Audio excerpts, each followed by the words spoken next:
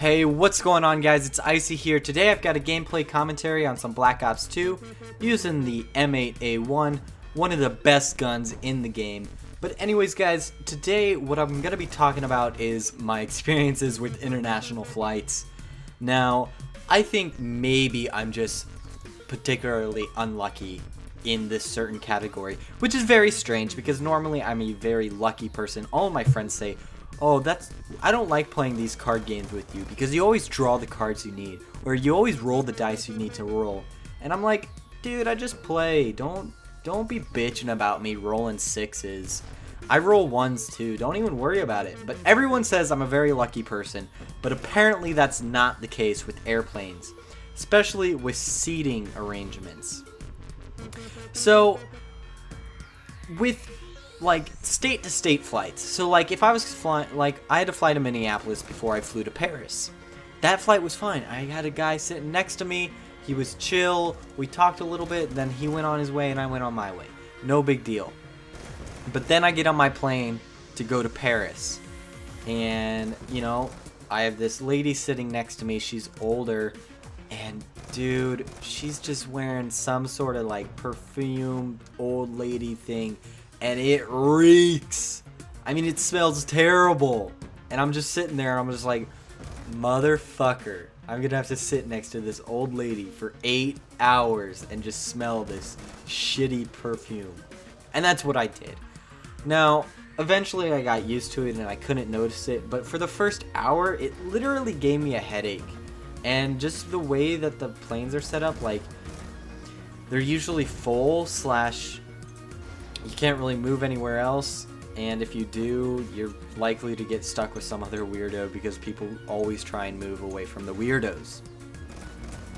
But that's not even the worst part. So there was also this 4-year-old kid, I want to say 4, maybe 3, and he was sitting with his parents across the row from me, 3 rows in front of me. And now this kid should be old enough or should be like big enough to where you could just like stop him from crying, but no, these parents didn't know how to like shut their kid up, because I swear for like 6 of the 8 hours, every 30 minutes this kid would just scream his head off. He would just cry so loud, like so loud that through my like noise canceling headphones, when I'm listening to the music, I can still hear him screaming in the background. That's ridiculous.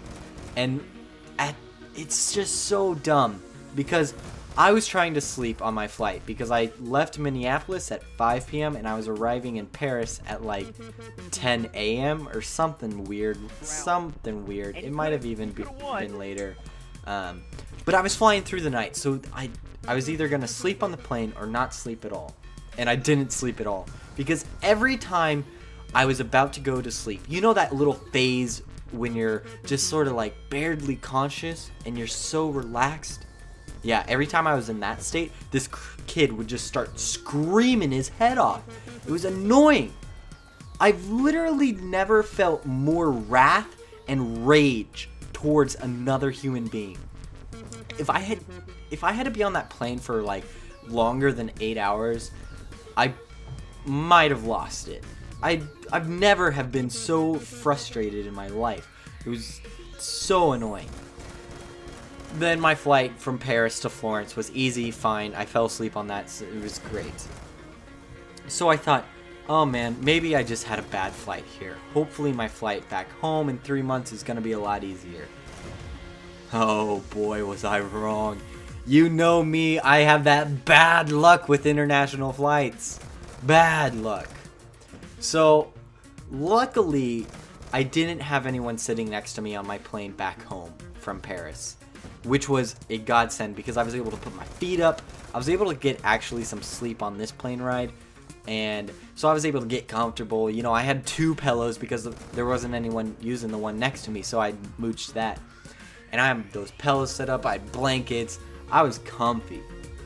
But again, 2 rows behind me this time, there was a baby. And that baby liked to scream. And I just don't get it. Like, why are they always screaming on the plane? And it's not just like these are the only babies on the plane that are screaming. I can hear them farther behind in different sections screaming. It is ridiculous. Like, I always thought that was just a saying, like, oh, screaming baby on a plane, haha, real funny. No, it's an actual thing. Oh my gosh. Luckily, on my flight home, it was during the day, so I didn't have that as big of need to sleep, and I was able to get to sleep a little bit because the kid on the way back, he wasn't quite as bad. But, you know, if I was a parent, I would just, like, want to have some sort of, like, relaxation pill or something for kids that would, like, help them sleep or at least help calm them down in a plane. Because, you know, I get it. The kid is, like, freaking out because of the air pressure. He doesn't know where he is. There's a bunch of people around. They're afraid. But you gotta be able to do something. I feel like it's just cruel to keep a kid on a plane screaming for multiple hours. So, I don't know. If I was a parent, I'd definitely want something to help my kid sleep on the plane. That's just me. Especially because then you don't have other people getting, like, who are going insane in their brain wanting to murder your kid because they're screaming. But anyways, that was my experiences with my international flights.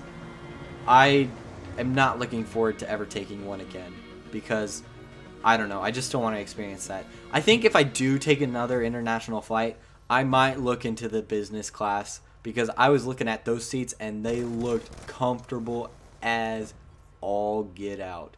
But anyways, guys, this has been the gameplay commentary. I went 59 and 15 with 8 captures and 14 defends. Hope you enjoyed. Peace out.